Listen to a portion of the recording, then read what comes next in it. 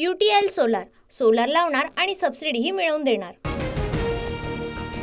बीड हत्या प्रकरणात तपास करणारे अधिकारी कराडच्या जवळचे जितेंद्र आव्हाडांचा खळबळजनक आरोप। SIT मधील PSI महेश विघ्नेंचा कराडसोबतचा फोटो, आव्हाडांकडून ट्विट। SIT निष्पक्ष चौकशी करणार का, अंजली दमानियांचा सवाल। दमानियांकडूनही महेश विघ्नेंचा कराडसोबतचा फोटो ट्विट करत निशाणा। बीड हत्येच्या निषेधार्थ आज पुण्यात सर्वपक्षीय जन आक्रोश मोर्चा। संतोष देशमुखांच्या मुलीसह राजकीय नेते सहभागी होणार। लाल महाल ते जिल्हाधिकारी कार्यालयापर्यंत निघणार मोर्चा। राज्यात 9 तारखेला ग्रामपंचायतीमध्ये कामबंद आंदोलन। अखिल भारतीय सरपंच परिषदेचा मोठा निर्णय। संतोष देशमुख हत्या प्रकरणाचा करणार निषेध।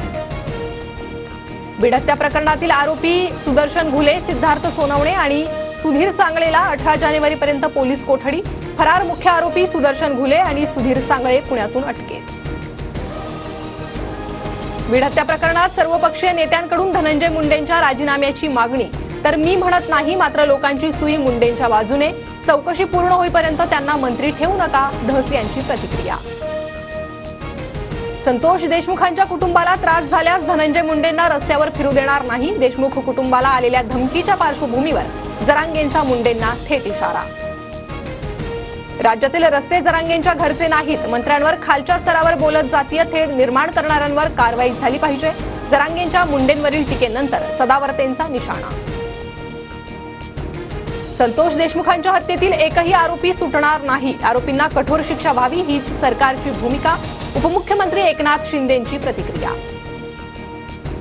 बिहारलाही लाजवेल अशी परळीत स्थिती, अनेक खून इथे पचवले गेलेत। संजय जाधव यांचा आरोप। फडणवीस अजितदादांनी धनंजय मुंडेंचा राजीनामा घेण्याचीही मागणी।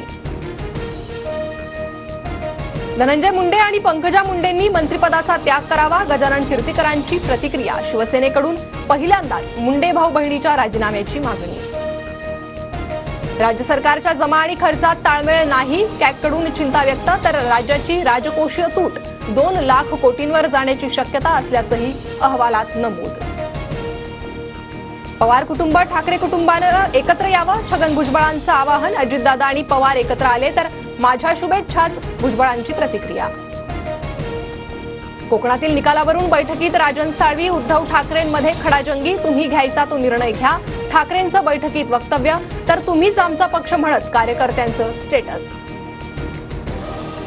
एकाच महिलेनं 2 योजनांचा लाभ घेऊ नये, लाडकी बहीण किंवा शेतकरी सन्मान योजना यापैकी एकाच योजनेचा लाभ घ्यावा, माणिकराव कोकाटेंचं आवाहन। सरकारनं अक्कल गहाण ठेवलीये का, लाडकी बहीण योजनेच्या लाभार्थी निकषावरून रोहित पवारांचा निशाणा। लाडकी बहीण आणि कृषी सन्मान योजनेचा उद्देश पूर्णतः भिन्न असल्याची प्रतिक्रिया।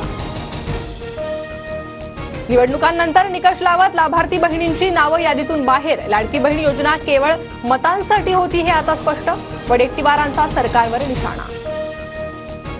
विलंब चालणार नाही, सर्व मेट्रोची कामं पूर्ण करण्याचं वेळापत्रक नव्याने तयार करा, मुख्यमंत्र्यांचे निर्देश। दरवर्षी 50 किलोमीटर मेट्रो सुरू करण्याच्याही सूचना।